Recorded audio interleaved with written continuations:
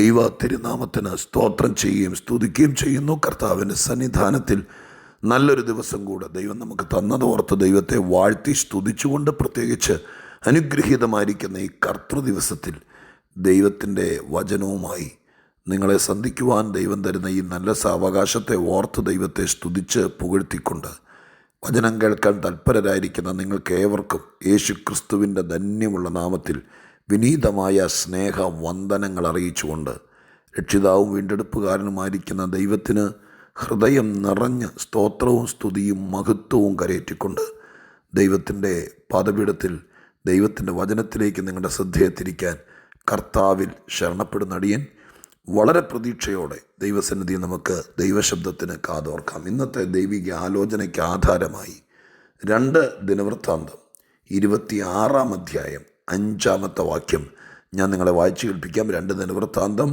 26 അധ്യായം 5 വാക്യം. ദൈവഭയത്തിൽ അവനെ ഉപദേശിച്ചു വന്ന സെക്കരിയാവിൻ്റെ ആയുഷ്കാലത്ത് അവൻ ദൈവത്തെ അന്വേഷിച്ചു.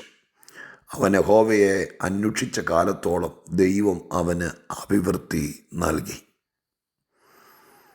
അവൻ യഹോവയെ അന്വേഷിച്ച കാലത്തോളം ദൈവം അവന് അഭിവൃദ്ധി നൽകി. ഉസിയ രാജാവ് അധികാരത്തിൽ വന്നതോടുള്ള ബന്ധത്തിൽ എടുത്തു പറഞ്ഞിരിക്കുന്ന 2 കാര്യങ്ങളാണ് ഈ വാക്യത്തിനകത്ത് നാം വായിച്ചത്. ഒന്ന്, 16 വയസ്സിൽ രാജാവാകാൻ ഭാഗ്യം ലഭിച്ച ഈ ചെറുപ്പക്കാരനായ രാജാവ്, അദ്ദേഹം രാജാവായതിന് ശേഷം സെക്കരിയാവ് ദൈവഭയത്തിൽ ഈ ഉസിയാവിനെ ഉപദേശിച്ചു പോന്നു. ആ ഉപദേശിച്ചിടത്തോളം കാലം ഉസിയാവ് ദൈവത്തെ അന്വേഷിച്ചു എന്നാണ് ആദ്യത്തേത്. അപ്പോൾ ആദ്യ 2 കാലങ്ങൾ ഈ വാക്യത്തിൽ കാണാം. ഒരു കാലം ഉപദേശം കിട്ടിയ കാലം. ആരിൽ നിന്ന്? ദൈവഭക്തനായ ഒരു മനുഷ്യനിൽ നിന്ന് ദൈവഭയത്തിന് തക്കവണ്ണമുള്ള ഉപദേശം കിട്ടിക്കൊണ്ടിരുന്ന കാലം. ആ കാലം ഈ രാജാവിനെ സംബന്ധിച്ച് ശുഭമേറിയ കാലമായിരുന്നു. പ്രിയപ്പെട്ടവരെ, ആത്മീക ജീവിതത്തിൽ ഇങ്ങനെ ഒരു കാര്യം, ഇതൊരു രാജാവാണ്. പക്ഷെ രാജാവിനെ സെക്കരിയാവ് ഉപദേശിച്ചുകൊണ്ടിരുന്നത് എങ്ങനെ ഭരിക്കാം, എങ്ങനെ യുദ്ധം ചെയ്യാം, എങ്ങനെ മറ്റ് രാജാക്കന്മാരെ ഒതുക്കി നിർത്താം, എങ്ങനെ മറ്റൊരു രാജാവിൻ്റെ അയൽരാജ്യത്തിൻ്റെ അതിരുകൾ നമ്മളിലേക്ക് ചേർത്ത് പിടിക്കാം, ഇതൊന്നും അല്ല ഉപദേശിച്ചത്. അതിന് വേറെ ആൾക്കാർ കാണും. പക്ഷെ ഈ വായനയിൽ നിന്ന് തന്നെ മനസ്സിലാക്കാൻ പറ്റും, ഈ സെക്കരിയാവ് ഇദ്ദേഹത്തെ ദൈവഭയത്തിലാണ് ഉപദേശിച്ചത്. ഞാൻ പൂർണ്ണമായിട്ടും വിശ്വസിക്കുന്നു, ഇദ്ദേഹത്തെ ഉപദേശിച്ചത് രാഷ്ട്രതന്ത്രങ്ങളായിരിക്കില്ല, പിന്നെയോ ദൈവത്തെക്കുറിച്ചും ദൈവം നമ്മളിൽ പ്രസാദിക്കുന്നതിനെക്കുറിച്ചും ദൈവം നമ്മുടെ പക്ഷം ചേർന്ന് നിൽക്കേണ്ടതിൻ്റെ ആവശ്യകതയെക്കുറിച്ചും, അങ്ങനെ ദൈവം നമ്മളെ സഹായിച്ചാൽ പക്ഷത്ത് നിന്നാലുള്ള ഗുണഗണങ്ങളെക്കുറിച്ചൊക്കെ ആയിരിക്കും സെക്കരിയാവ് ഉപദേശിച്ചത്. നമുക്ക് അങ്ങനെ ഒരു ഉപദേഷ്ടാവ്, അഥവാ നമ്മെ ഇതുപോലെ ഉപദേശിക്കാൻ, ആത്മീകമായി ഉപദേശിക്കാൻ, ദൈവീകമായിട്ട് ഉപദേശിക്കാൻ ആരെങ്കിലും ഉള്ളത് ഈ വാക്യത്തിൻ്റെ അടിസ്ഥാനത്തിൽ നിശ്ചയമായിട്ടും നല്ലതാണ്. കാരണം അങ്ങനെ ഒരു ഉപദേശം കിട്ടിക്കൊണ്ടിരുന്നാൽ, ഈ വാക്യം പറയുന്നു, നാം ദൈവത്തെ അന്വേഷിച്ചു കൊണ്ടിരിക്കും. അങ്ങനെയാണല്ലോ അവിടെ എഴുതിയിരിക്കുന്നത്. അപ്പം നമ്മൾ ഓർത്തോളണം, നമുക്കത് തന്നെ മനസ്സിലാക്കണം. ദൈവത്തെ നാം അന്വേഷിക്കുക, അതിന് നാം തന്നെ മുൻകൈയെടുക്കണം. അതിന് നമ്മളെ ഈ കാര്യത്തിൽ കർക്കശമായിട്ട് ഉപദേശിക്കാൻ നമുക്ക് ആരെങ്കിലും വേണം, നാം ആരെങ്കിലും ആക്കണം, അവർക്കതിനുള്ള സ്വാതന്ത്ര്യം കൊടുക്കണം.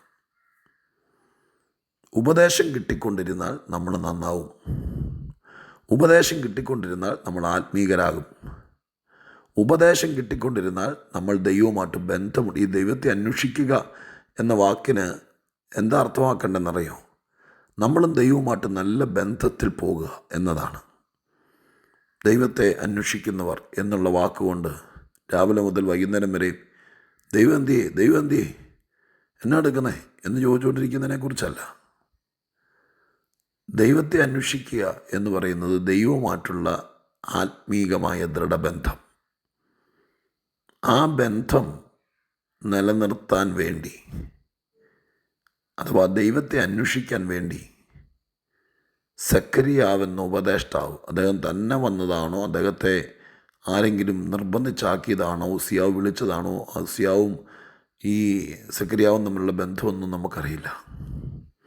പക്ഷെ ഒരു കാര്യം മനസ്സിലായി, ഇദ്ദേഹത്തെ ഉപദേശിച്ചാൽ ഇദ്ദേഹം നന്നാവും, ഉപദേശിച്ചാൽ ദൈവമായിട്ട് നല്ല ബന്ധമുണ്ടാവും, ഉപദേശിച്ചാൽ ദൈവത്തിൻ്റെ കാര്യത്തിൽ നാം ശുഷ്കാന്തിയുള്ളവരാകും. ആദ്യത്തെ കാര്യം, ഉപദേശിക്കാൻ ആരെങ്കിലും ഉണ്ടെങ്കിൽ, ഉപദേശം കിട്ടിക്കൊണ്ടിരുന്നാൽ നാം ദൈവവുമായിട്ടുള്ള ബന്ധം ഉറപ്പിച്ചു കൊണ്ടുവരും. രണ്ടാമത്തെ ഭാഗമാണ് ഇച്ചിലൂടെ നിങ്ങളുടെ ശ്രദ്ധയിൽ ഊന്നിപ്പറയാൻ ആഗ്രഹിക്കുന്നത്. അതിപ്രകാരമാണല്ലോ, അവൻ യഹോവയെ അന്വേഷിച്ച കാലത്തോളം ദൈവം അവന് അഭിവൃദ്ധി നൽകി. രണ്ടാമത്തെ കാലം, നാം ദൈവവുമായിട്ടുള്ള ബന്ധം എത്രത്തോളം ഭംഗിയുള്ളതും ആഴമുള്ളതും സ്നേഹമുള്ളതും ആണോ, ആ കാലം മുഴുവൻ നമുക്ക് ദൈവത്തിങ്കിൽ നിന്ന് അഭിവൃദ്ധി എന്നതിന് കാശും പണവും എന്ന് മാത്രമായിരിക്കില്ല അതിൻ്റെ അനുമാനവും കണക്കും. പിന്നെയോ, അഭിവൃദ്ധി എന്ന വാക്കിന് സ്വസ്ഥതയും സമാധാനവും സന്തോഷമൊക്കെ അടങ്ങിയ ഒരു ജീവിത സാഹചര്യത്തെ തന്നെയാണ് അഭിവൃദ്ധി എന്ന വാക്കുകൊണ്ട് ഉദ്ദേശിക്കുന്നത്. അപ്പോൾ പ്രിയരെ, ദൈവവുമായിട്ടുള്ള ബന്ധം എത്രത്തോളം കാലമുണ്ടോ അത്രയും കാലം ദൈവത്തിൽ നിന്ന് നമുക്ക് വേണ്ടതെല്ലാം കിട്ടിക്കൊണ്ടിരിക്കും. ദൈവവുമായിട്ടുള്ള ബന്ധം എപ്പോൾ വിച്ഛേദിക്കപ്പെടുന്നു, അപ്പോൾ സ്വർഗത്തിൽ നിന്നുള്ള നന്മയുടെ വരവും വിച്ഛേദിക്കപ്പെടും. അങ്ങനെ വേണമല്ലോ ഈ വാക്യത്തെ മനസ്സിലാക്കാൻ. ദൈവത്തിൻ്റെ അടുക്കൽ നമുക്കുള്ള ആത്മബന്ധം, ആ ബന്ധം നമ്മൾ കളയാതെ സൂക്ഷിച്ചാൽ, അത് നിലനിർത്തിയാൽ, ഉറപ്പിച്ചു പറയാം നമുക്കുള്ള നന്മയുടെ വാതിലുകൾ അടയില്ല.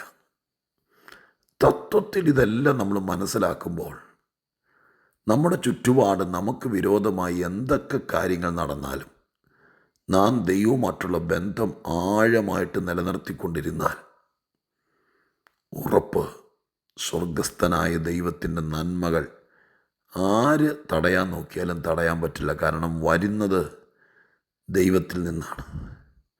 ദൈവത്തിൽ നിന്ന് വരുന്ന ഒരു അനുഗ്രഹത്തെയും തടയാൻ ആർക്കും കഴിയില്ലല്ലോ. ദൈവവുമായിട്ട് നമ്മുടെ ബന്ധം എന്നും നിലനിൽക്കട്ടെ. ആ ബന്ധം നിലനിൽക്കുന്നിടത്തോളം കാലം നമുക്കൊരു കുറവും വരികയില്ല. എവിടെയെങ്കിലും ദൈവമായിട്ടുള്ള ബന്ധത്തിന് കോട്ടം വന്നാൽ, അങ്ങനെയാണല്ലോ ഈ ഭൂമിയിലും പലപ്പോഴും എപ്പോഴും പല സംഘടനയുമായി, സഭയുമായി, ദൈവദാസന്മാരുമായി, വേണ്ടപ്പെട്ടവരുമായിട്ട് ബന്ധം നിലനിർത്തിക്കൊണ്ടിരുന്നാൽ, ഇടയ്ക്ക് വിളിച്ചു പറഞ്ഞൊക്കെ ചെയ്ത സ്നേഹം നിലനിർത്തിക്കൊണ്ടിരുന്നാൽ നന്മ നിന്നുപോകില്ല. എന്നെ കേൾക്കുന്ന പ്രിയപ്പെട്ടവരെ, ദൈവവുമായിട്ടുള്ള ബന്ധം അതൊരിക്കലും നിർത്തിക്കളയരുത്. അത് നമ്മുടെ ജീവിതത്തിൽ എന്നും ഉണ്ടെങ്കിൽ നമുക്കുള്ള നന്മകളൊന്നും എങ്ങും തടയില്ല. ഞാൻ അധികം ദീർഘിപ്പിക്കുന്നില്ല. 2 കാലങ്ങൾ ഈ വാക്യത്തിനകത്തുണ്ട്. ഒന്ന് ഉപദേശം കിട്ടിക്കൊണ്ടിരിക്കുന്ന കാലം, 2 ദൈവത്തെ അന്വേഷിക്കുന്ന കാലം. ഈ 2 കാലവും ആത്മീകനെ സംബന്ധിച്ച് ഏറ്റവും വലുതാണ്. ഒന്നോടെ ചിന്തിച്ചു, നമുക്കെന്നും ഉപദേശം കിട്ടട്ടെ, ദൈവത്തോടടുക്കാനും ദൈവത്തെ സ്നേഹിപ്പാനും ദൈവത്തിനായി ജീവിക്കാനും. അങ്ങനെ ഉപദേശം കിട്ടിക്കൊണ്ടിരുന്നാൽ നാം ദൈവത്തോടുള്ള ബന്ധം ഉറപ്പിച്ച് നിൽക്കും. ദൈവത്തെ അന്വേഷിച്ചു കൊണ്ടിരുന്നാൽ നമ്മുടെ നന്മ ഒരിക്കലും നിന്നുപോകില്ല. നമുക്ക് ഈ 2 കാര്യങ്ങളിൽ ഏകാഗ്രത പുലർത്താം. ഇത് നമ്മുടെ ജീവിതത്തിന് അനുഗ്രഹമാക്കാം. അഭിവൃദ്ധിയും നന്മയും നിന്നു പോകാതിരിക്കാൻ ഒത്തിരി നമുക്ക് ശ്രമിക്കാം. ഇപ്പം നമുക്ക് പ്രാർത്ഥിക്കാം. പരിശുദ്ധ ദൈവമേ, ഞങ്ങളുടെ സ്വർഗീയ പിതാവേ, ഈ വേദപുസ്തകത്തിൽ ഒരു രാജാവിനെ ഞങ്ങൾ കണ്ടു. ആ രാജാവിനെ നിരന്തരം ഉപദേശിക്കാൻ ചിലരെ ദൈവമായ കർത്താവ് ആക്കി വെച്ചു. ആ ഉപദേശം കിട്ടിക്കൊണ്ടിരുന്ന കാലം അദ്ദേഹത്തിൻ്റെ ശുഭകാലമായിരുന്നു.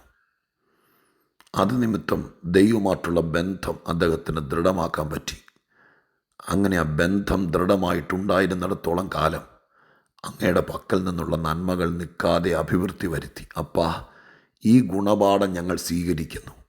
എന്നും ദൈവമായിട്ട് ബന്ധമുണ്ടാകുന്ന കാലം, എന്നും ഞങ്ങളെ ഉപദേശിക്കുന്ന കാലം, ഈ കാലങ്ങൾ നിന്നു പോകാതിരിക്കട്ടെ. അത് ഞങ്ങളുടെ അനുഗ്രഹത്തിന് കാരണമാക്കണം. ഇത് കേൾക്കുന്ന എല്ലാവരെയും ഇതിൻ പ്രകാരം ജീവിപ്പാനിടയാകണം. നല്ല സക്രിയവന്മാർ, ആളുകളെ ദൈവത്തെ അന്വേഷിക്കത്തക്ക രീതിയിൽ ഉപദേശിക്കുന്ന ഉപദേഷ്ടാക്കന്മാർ ഞങ്ങളുടെ ഇടയിൽ ഇനിയുണ്ടാകട്ടെ. അവർ നിമിത്തം ഒത്തിരി പേർ ദൈവിക ബന്ധം പുലർത്തട്ടെ. അത് നിമിത്തം സ്വർഗത്തിലെ ഒരുപാട് നന്മകൾ ഭൂമിയിൽ അഭിവൃദ്ധിയായി വിളയട്ടെ. കുടുംബങ്ങളും വ്യക്തികളും അതനുഭവിക്കട്ടെ അപ്പാ. അതിനായി പ്രാർത്ഥിക്കുന്നു, യേശു ക്രിസ്തുവിൻ്റെ നാമത്തിൽ തന്നെ. ആമേൻ.